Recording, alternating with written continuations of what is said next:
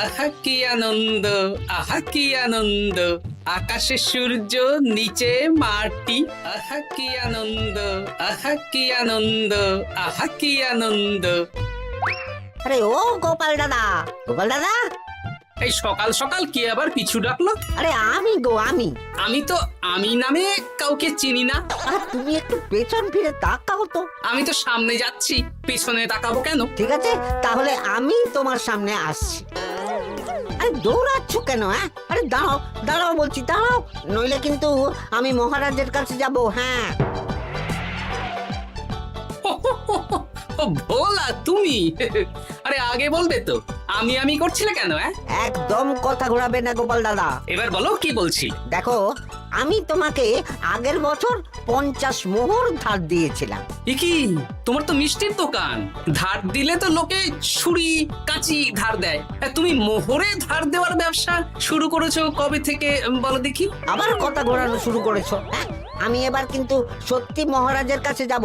আরে মজা করছি তো। আরে বারবার আমাদের মধ্যে মহারাজকে টেনে আনার কি দরকার বলো তো? সে না হয় টানলাম, তবে তুমি ওই আমার 50 মোহর সুদ সহ কবে ফেরত দেবে বলো তো? আর কিন্তু তোমার হাতে ওই 1 সপ্তাহ সময় আছে। হ্যাঁ, 1 সপ্তাহ মানে কতদিন ভাই? 7 দিন, 7 দিন। 7 দিন? আচ্ছা 7 দিন মানে কত ঘন্টা? 24 গুণ 7, মোট ওই 168 ঘন্টা। ও, অনেক সময় আছে।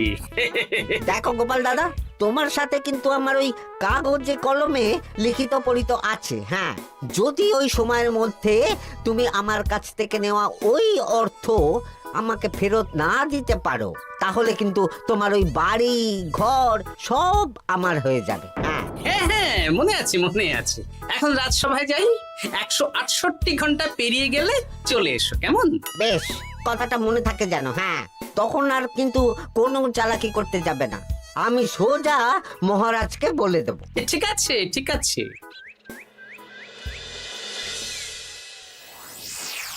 দেখুন মহারাজ, নিজের চোখেই দেখুন, সবাই হাজির, শুধু গোপাল ধা। সত্যি গোপাল ইদানিং আবার দেরি করে আসা শুরু করেছে। ওকে আচ্ছা করে ধোলাই দিন, তাহলেই চলে আসবে। কাজের কাজ তো কিছু করে না, শুধু বসে থাকে, তাতেও এই। যা বলেছেন মন্ত্রী মশাই। আমার মতে গোপালকে রাজসভাতেই বেঁধে রাখুন, তাহলে আর বাড়িতে যেতেও হবে না, আর দেরি করে আসবেও না। রোজ রোজ গোপাল করে রাজসভায় আসতে দেরি, তাই এবার তার পায়ে পড়াতে হবে বেড়ি। এই তো মহারাজ চলে এসেছি। আর বলবেন না, রাস্তায় ভোলা ময়রা চেপে ধরছিল। থাক, আর অজুহাত দিতে হবে না। নেহাত ভাগ্যের জোরে এই রাজসভার চাকরিটা পেয়েছিল। হ্যাঁ, মহারাজ ভালো মানুষ, তাই তোমাকে পুষছেন। আচ্ছা আপনি কি বলতে চাইছেন কি? আমি বলতে চাইছি যে মহারাজ যদি তাড়িয়ে দেন, তাহলে তোমার কি কিছু করে খাওয়ার যোগ্যতা আছে গোপাল? আপনার নিজের যোগ্যতা আছে? আছে বলেই মুখ ফুলিয়ে বলছি। হ্যাঁ, মন্ত্রী এটা একটা ভালো প্রসঙ্গ তুলেছে। আমার রাজসভার সকল সভাসদদের বলছি, যদি কোনো কারণে তোমাদের চাকরি চলে যায়, তাহলে তোমরা কি করবে একবার ভেবে দেখেছো? না মহারাজ, ভাবনাটা আমি সঠিক সময় কাজে লাগাই, ওই অকারণে ভেবে মাথা খারাপ করতে চাই না। হ্যাঁ, আহা, রাজসভার চাকরিটা তো তোমাদের পেশা। এই পেশার বাইরে তোমরা কে কি করতে পারবে? দেখুন মহারাজ, আমি তো ভেবেই দেখেছি যে যদি রাজসভার চাকরি না থাকতো, তাহলে আমি ব্যবসা করতাম। আমি মহারাজ যদি বিজ্ঞানী না হতাম, তাহলে শিক্ষা দান করতাম। আমি তো ছবি আঁকতাম, কলম না থাকলে আমি তুলি ধরবো। আমি কামারশালায় কাজ করতাম। আমার তো ছোটবেলায় মূর্তি বানানোর শখ ছিল, আমি মৃৎশিল্পের কাজ করতাম। কি গোপাল, এবার তুমি বলো। সবাই তো কিছু না কিছু বিকল্প ভাবনা চিন্তা করে রেখেছে। দেখুন মহারাজ, অনেক ভেবে দেখলাম আমার কাজ তো ভাড়ামো, তাই আমি লোক হাসিয়েই পয়সা রোজগার করব। আর বিশেষ কোনো গুণ তো আমার মধ্যে খুঁজে পাচ্ছি না মহারাজ। বেশ, আমি একটা ছোট্ট পরীক্ষা নেব। আজকের পর থেকে আগামী 7 দিন, আর এই 7 দিন তোমরা তোমাদের যা মন চায় সেটা করে রোজগার করবে। আমি তো খেতে ভালোবাসি। তাহলে খাবে। গোপাল হয় মুখ খুলে থাকে, নইলে চোখ বন্ধ করে। ও শুধু দুটো কাজই ভালো করতে পারে। আর সপ্তম দিনের শেষে বিচার হবে কে কত রোজগার করেছে। যার রোজগার সবচেয়ে বেশি হবে তাকে আমি দেব 100 মোহর উপহার। আর মহারাজ, যে সবচেয়ে কম রোজগার করবে তার বেতন থেকে আগামী 10 মাস 10 মোহর করে কাটা হবে। কি রাজি তো? হ্যাঁ, রাজি রাজি। আমি জানি যে গোপাল ফুটো করিও রোজগার করতে পারবে না, তাই গোপালই হারবে। বেশ, আর যদি অন্য কেউ হারে? তাহলে আমি নিজের বেতন থেকে তাকে আগামী 10 মাস 10 মোহর করে দেব। ব্যাস, এবার তোমরা কাজে লেগে পড়ো।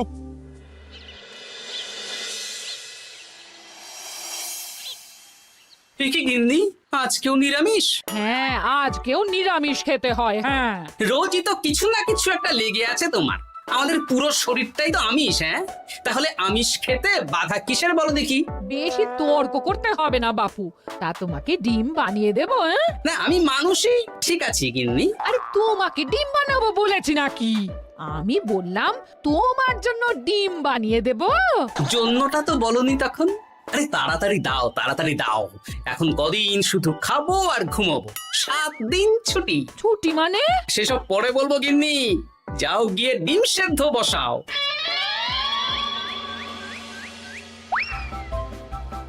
আরে করছোটা কি? বাড়িতে যা মোহর আছে সব তুলে কোথায় নিয়ে যাচ্ছ? আড়ত বাজারে। কেন কেন? তুমি আড়তে গিয়ে কি করবে? আড়তটাই কিনে নেব। কেন? তাহলে খোলা বাজারের সব ব্যবসায়ী আমার কাছে আসতে বাধ্য হবে, আর আমি ভালো মুনাফা রেখে সব বিক্রি করব। কি রাজবাড়ি সুখে চাকরি ছেড়ে দিলে নাকি? না না না, এখন 1 সপ্তাহ ব্যবসা করে মহারাজের কাছে আমার যোগ্যতা প্রমাণ করব। সব পরে বুঝিয়ে বলবো। হ্যাঁ, আমি আপনাকে সব শিখিয়ে দেব। তাহলে ভাই ওই আগামীকাল সকাল থেকে কাজে লেগে পড়বো, কেমন? তাহলে বুঝতে পারলেন তো যে কি করতে হবে? হ্যাঁ হ্যাঁ জমিদার মশাই, কবিতা লেখা যেমন আমার পেশা, তেমনি চিত্রশিল্প আমার নেশা। তাহলে তো আর কোনো চিন্তাই নেই। আশা করি খুব সুন্দর ছবি আঁকবেন। আপনি 1 সপ্তাহ পর এই মন্দির চিনতেই পারবেন না। এই নিন আপনার জন্য 50 মোহর অগ্রিম। মন্দিরের চিত্রকলা শেষ হয়ে গেলে আরো 50 মোহর দেব, ঠিক আছে? বেশ।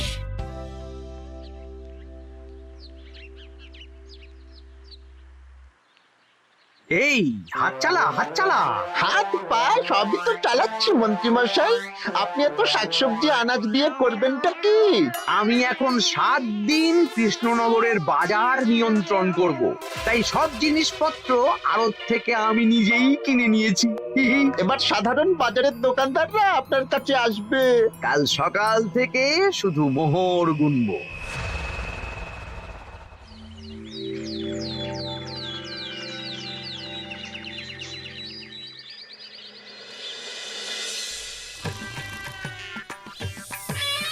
আরে এত বেলা হয়ে গেল, আর কত পড়ে পড়ে তুমি ঘুমোবে?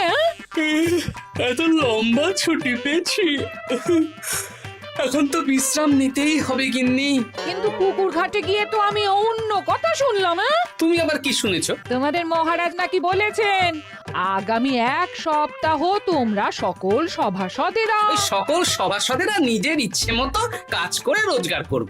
আমার কাজ তো ভাড়ামো করা, তাই ভাড়ামোর সুযোগ এলে সেটাই করব।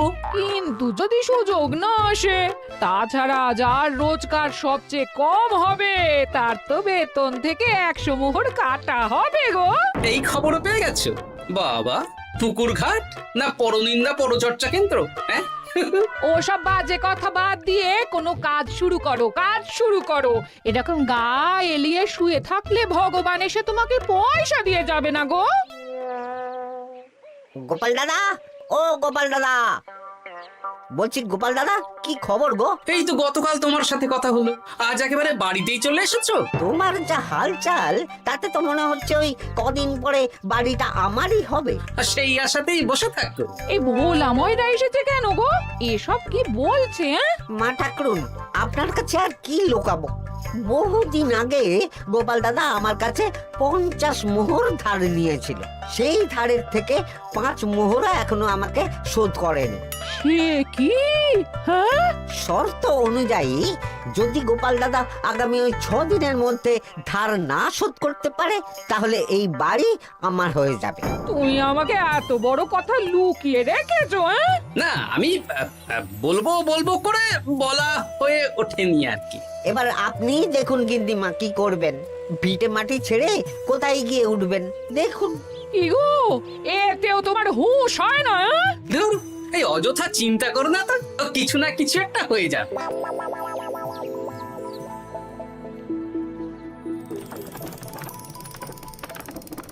বাবা পণ্ডিত মশাই, আপনি তো এর মধ্যেই কাজ শিখে গেছেন। আমি তো ছোট থেকেই মাটির পুতুল বানাতে ভালোবাসতাম। বিভিন্ন দেবদেবীর মূর্তি নিজেই বানাতাম, তারপর পুজো করতাম।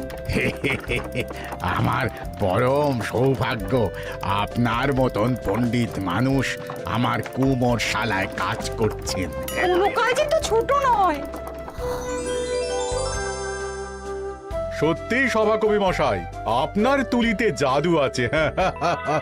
কি সুন্দর কারুকার্য। সবই আমার মা বাবার দান। আমার বাবা খুব বড় চিত্রশিল্পী ছিলেন, উনি হাতে ধরে আমাকে ছবি আঁকা শিখিয়েছেন। বাহ বাহ বাবা।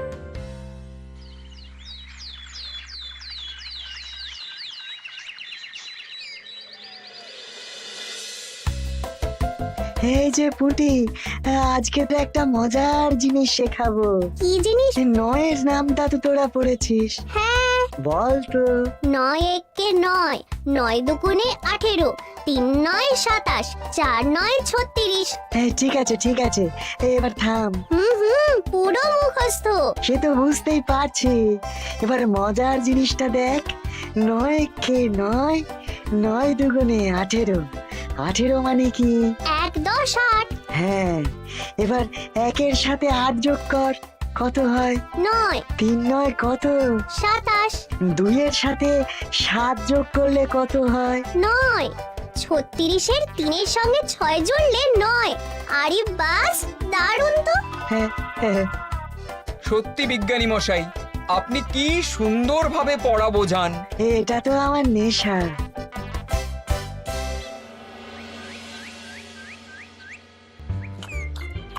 বলছি, তুমি তো দিব্যি বাড়িতে বসেই আছো। হ্যাঁ, কিছুই তো করছো না। সত্যি বলো তো, তুমি ভাড়া মোছাড়া আর কি কিছু করতে পারো? হ্যাঁ, এই আদেশ করতে পারি। গেনি একটু তরকারি দাও তো, জলের ঘটিটা দাও না। যত সব। আচ্ছা, সত্যি তো ভাঁড় না হলে আমি কি হতাম? আমি কুমোর হতাম। মাটির কাজ শুনেছি খুব সোজা। যাই, কুমোর পাড়া যাই।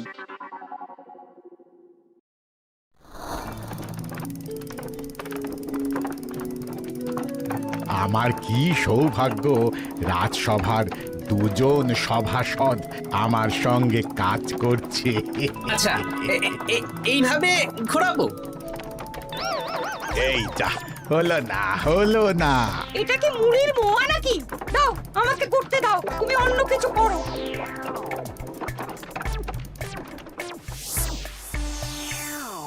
বলো গোপাল দাদা, কি দেবো? মুড়ির মোয়া, তিলের নাড়ু? আমি কিনবো না গো, বানাবো। হ্যাঁ, কি বানাবে? ওই মুড়ির মোয়া। কদিনের জন্য আমার একটা কাজ দরকার, বুঝলে? তা বেশ, তাহলে এসো, এই পিছনেই আমার কারখানা। গুড় মুড়ি সব রাখা আছে, বানাও। এই দেখো, এই যে গুড়ের হাঁড়ি আর ওই যে মুড়ির বস্তা, এবারে বানাও। বেশ, আমি তবে সামনে দোকানটা সামলাই।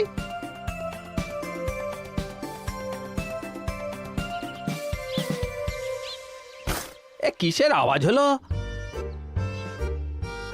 আরে আরে আরে, এ কি করলে গোপাল দাদা? আর বলো না, ওই গুড়টা ঢালতে গিয়ে হাঁড়িটা হাত ফসকে পড়ে গেল। এই তুমি যাও তো, তোমাকে কিচ্ছু করতে হবে না, যত সব বিপদ বাড়ানো।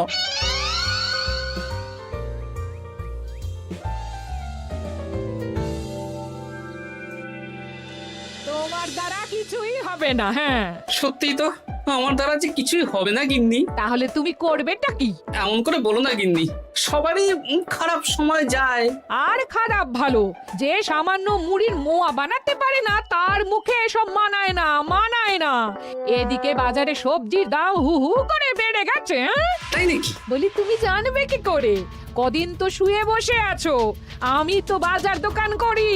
মন্ত্রী মশাই এখন আড়ত সামলাচ্ছেন আর সাধারণ বিক্রেতাদের চড়া দামে বিক্রি করছেন। হ্যাঁ, ও বেটা জীবনে শোধরাবে না। উনি তো তাও ছলে বলে রোজগার করছেন গো। আর তাছাড়া অনেকে পথে গান শুনিয়েও রোজগার করেন, সেটাও তো তুমি পারবে না। হ্যাঁ, এই তো পেয়েছি। 6 দিনের মাথায় তো রাজসভায় একটা বৈঠক হবে, সেদিনই আসল মজা জমবে। কিসের মজা গো? হ্যাঁ, সেটা সেদিনই বুঝতে পারবে।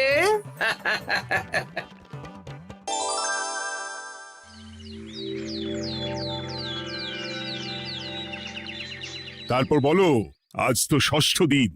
আজ অবধি তোমরা কে কত কত রোজগার করেছো? মহারাজ, আমি এখনো অবধি 200 মোহর। বাহ বাহ বাহ! আমি মহারাজ 15 মোহর। আমি 5 মোহর। বিভিন্ন বাড়িতে বাচ্চাদের পড়াচ্ছি, শিক্ষাদান করছি দিনরাত। সেনাপতি, আমি 10 মোহর পেয়েছি, আরো পাবো। আমি 50 মোহর অগ্রিম পেয়েছি, আরো পাবো আগামীকাল। বাহ বাহ বাহ! সবাই তো ভালোই রোজগার করেছো। আর গোপাল, তুমি বলো। মহারাজ, আমি এখনো অবধি কোনো রোজগার শুরু করিনি। আমি আগেই বলেছিলাম গোপাল একটা কানা করিও রোজগার করতে পারবে না। আসলে মহারাজ, আমি আজ সকালেই আমার প্রতিভা খুঁজে পেলাম। তোমার আবার কি প্রতিভা? আমি ভালো গান গাইতে পারি মহারাজ। আমার ছোট্টবেলার ইচ্ছে ছিল আমি রুদ্ধদ্বার সভা করব, গান গাইবো, আর দর্শক বা শ্রোতারা আমার গান শুনে আমাকে পয়সা দেবে। বাহ বাহ বাহ! তা শোনালে না কেন? আমি চাই আপনারা সবাই আমার বাড়িতে আসুন, আমার গান শুনুন। এই না না না না না, তোমার গান শুনে অর্থ ব্যয় করতে পারবো না গোপাল।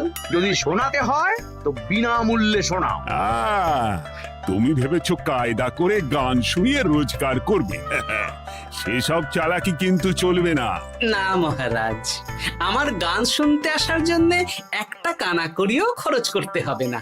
আমি বিনা পারিশ্রমিকে গান শোনাবো। বেশ, তাহলে কবে শোনাবে বলো?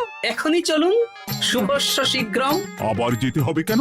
এখনই শোনাও। আমার আবার নিজের বাড়ি ছাড়া প্রতিভা বিকশিত হয় না। বেশ তো, এই কদিন টানা কাজ করেছি।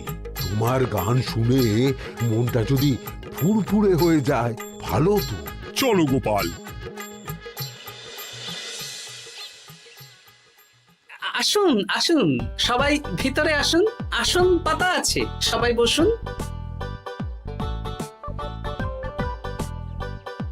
নাও, এবার গান শুরু করো। দাঁড়ান মহারাজ, আমার গান আমি বাইরের লোককে শোনাতে চাই না। কু কু বাবা, আবার কোকিলের মতন আওয়াজ করছে। কু।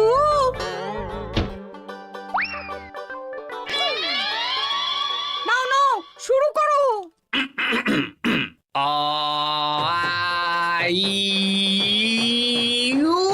ওরে বাবা রে বাবা! আরে এত চিৎকার করছো কেন? থামো থামো থামো! এটা ভালো লাগছে না, অন্য গান শোনাচ্ছি তাহলে। আকাশে মেঘে বাতাসে বায়ু, জ্যোতিষী বলেছে আমার 100 বছর আয়ু। আরে থামো থামো, আরে কান ঝালাপালা হয়ে গেল।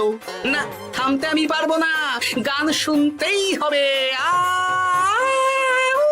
ওরে ওরে বাবা রে বাবা, এই কানে তালা লেগে গেল, আমি পালাই।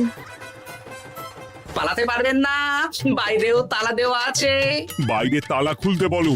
বাইরে বেরোতে হলে প্রত্যেককে 100 মোহর দিতে হবে। আমরা তো আগেই বলে দিয়েছি, তোমার গান শোনার জন্য কোনো পয়সা দিতে পারবো না। এটা তো গান শোনার জন্য নয়, বাইরে যাওয়ার জন্য। আমার গান শুনতে আসার জন্য কোনো অর্থ লাগে না। গান শুনে বাইরে বেরোতে গেলে অর্থ লাগবে, জনপ্রতি 100 মোহর মাত্র। কি জ্বালাতন! হয় দিন, নইলে আবার শুরু করছি। থামো থামো! আপনারা কি সবাই দেবেন, না এখানেই থাকবেন? এই আরে, আমার কাছে এখন 50 মতন মোহর আছে। আমার কাছে 5 মোহর আছে। হচ্ছে। সে আমি লোক পাঠাচ্ছি আপনাদের সবার বাড়িতে, পুরো অর্থ পাবো, তারপর সবাইকে ছাড়বো। আচ্ছা, এটা কি ঠিক করলে গোপাল? দেখুন মহারাজ, আমি কথা নিয়ে খেলি। সব সভাসদেরা 6 দিন খেটে যা না রোজগার করেছে, আমি শুধু বুদ্ধির জোরে আর ভাড়ামো করে ঘন্টা খানিকের মধ্যে তার থেকে বেশি রোজগার করে নিলাম। যদিও এখনো একদিন সময় আছে। সত্যি গোপাল, তোমার বুদ্ধির জবাব নেই। মন্ত্রী মশাই, যে সবচেয়ে কম রোজগার করবে আপনাকে কিন্তু তাকে আগামী 10 মাস 10 মোহর করে দিতে হবে। হ্যাঁ নয় হ্যাঁ, এরকমই তো তুমি মুখ বড় করে বলেছিলে। গিন্নি কই গো, ভোলাকে ডেকে আনো, ওর ধার আজকেই শোধ করে দেব। হ্যাঁ যাচ্ছি। হ্যাঁ, আমরাও যাচ্ছি। গোপাল, কালকে রাজসভায় এসে তোমার পুরস্কারের অর্থটাও নিয়ে যেও। সে তো নিশ্চয়ই।